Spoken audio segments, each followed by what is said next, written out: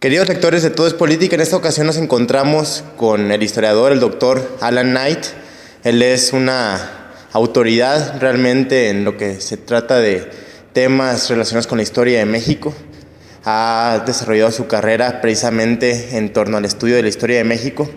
Y en esta ocasión, en un evento organizado por Revista CIO, colaboradores de Todo es Política, tenemos la oportunidad de tenerlo aquí en conferencia y nos ha concedido una entrevista. Muchas gracias, doctor. ¿Cómo está? Bien ocupado aquí en Chihuahua con mis varias entrevistas, charlas, etc. Sí. Qué gusto, doctor. Doctor, nos gustaría preguntarle o comentar, la Revolución Mexicana, que es el tema de su conferencia de esta noche, sucedió y, sin embargo, la injusticia, la desigualdad se mantuvieron y se mantienen. Actualmente en México hay quienes dicen o hablan de movimientos en el centro y sur del país sociales y que tal vez no tenían un precedente tan fuerte. ¿Cree usted que México se encontraría en un probable camino hacia un movimiento social de gran magnitud, tal vez no como la Revolución Mexicana, pero sí un movimiento social de magnitudes grandes? Es difícil para yo como historiador extranjero emitir juicios sobre la política actual. Obviamente es una situación muy compleja en todos los países, entonces no me considero como experto en eso. Yo tengo mis dudas en cuanto a si estamos al borde de no sé cómo se describe, como una convulsión o un cambio estructural.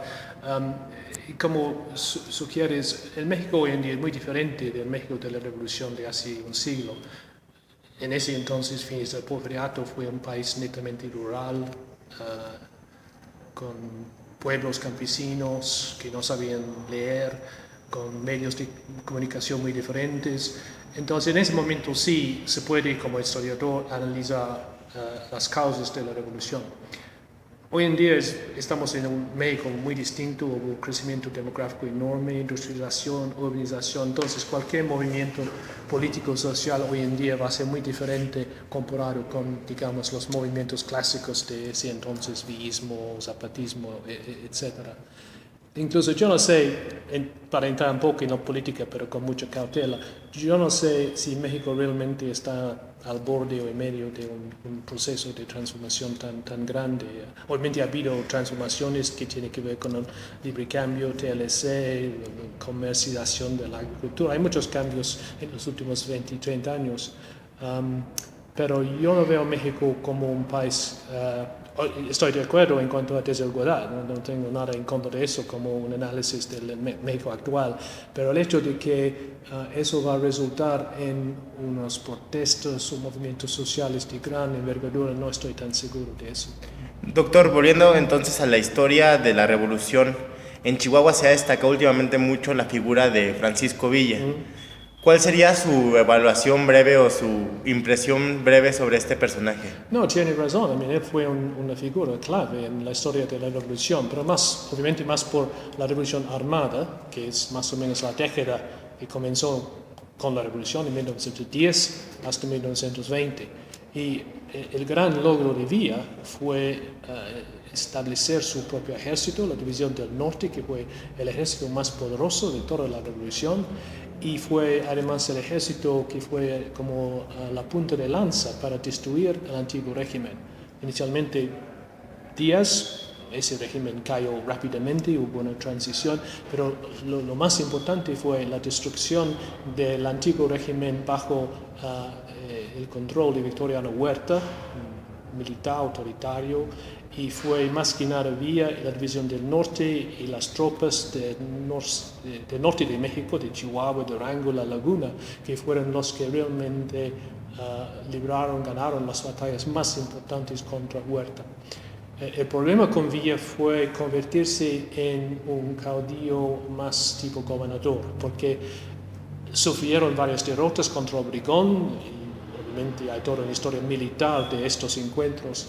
Y yo creo que hubiera sido más difícil para Villa convertirse en un gobernador nacional al estilo de Obregón o Calles. Yo creo que ellos, los sonorenses, que fueron los creadores del nuevo régimen en los años 20, tenían una visión un poco diferente. Villa fue el gran caudillo militar, pero me cuesta trabajo imaginar si hubiera ganado las batallas, que no es una contrafactual totalmente ridícula, cómo él hubiera gobernado a México. Entonces yo lo veo como el gran militar, caudillo militar, pero como forjador de un nuevo México es difícil saber qué hubiera sido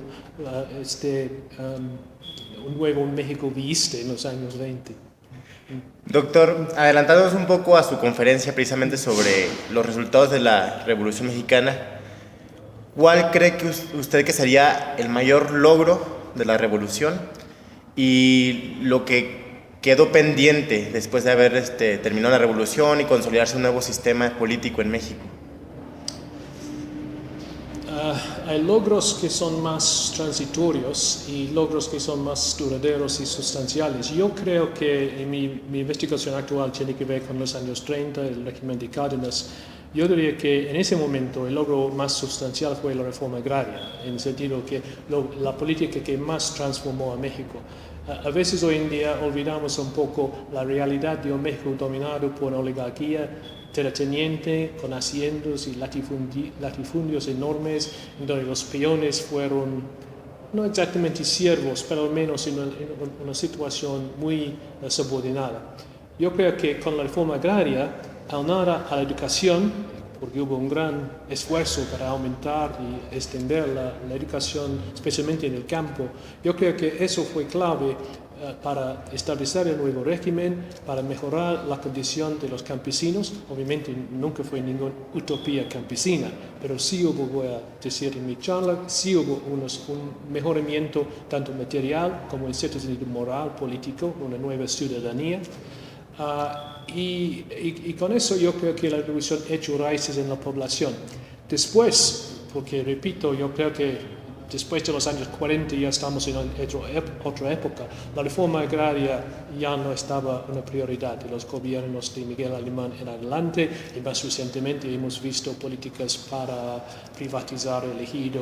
Y entonces, en cierto sentido, fue un logro durante algún tiempo. Hoy en día, mirando la actualidad mexicana, ya estamos en un país, como mencioné, que ya no es tan campesino, agrario. Entonces estamos en otro universo, en cierto sentido. Pero para mí, lo que más transformó a México en los años 20 y 30 fue la reforma agraria, aunada a la educación rural. Perfecto. Doctor, en la revista, en nuestras entrevistas, tenemos una segunda parte que es de selección de palabras. Le decimos una entrevista en corto. Generalmente preguntamos de cuestiones personales generales. Me gustaría hacerle esta entrevista, pero enfocado un poquito a historia y a personajes de la historia mexicana. Le doy 2 personajes y usted me escoge el que mejor le caiga. Okay. ¿Le parece? Y si le doy uno solo, me dice la primera palabra. Nada más, ¿cuál prefiero? No hay que entrar en las razones. No, nada más. Okay. Y si le comento alguno en específico, me dice la primera palabra que le venga a la mente. Okay. ¿Le parece? Sí, es como una prueba psicológica. Algo por el estilo. Sí. ¿Villa o Zapata? Zapata. ¿Obregón o Calles? Obregón, pero es difícil. ¿Porfirio o Benito Juárez? Juárez. ¿Santana o Juárez? Juárez. También. Fácil, sí. ¿Porfirio Díaz? O ¿Una palabra para describir? autoritario. ¿Miguel Alemán? Cachorro de la revolución. ¿Díaz Ordaz? Aún más autoritario. ¿Vicente Fox? Incapaz. ¿Felipe Calderón? Napoleónico. ¿Enrique Peña Nieto? Todavía una incógnita. Perfecto. Doctor, muchísimas gracias por concedernos su tiempo. Mucho éxito en su conferencia y una vez más agradecidos por tenerlo aquí en Chihuahua. Y espero que mis respuestas últimas no van a ponerme en molestias con el gobierno de eso. No, claro que no. Muchas gracias, doctor. Claro, ok. Pero eso es interesante, ¿no?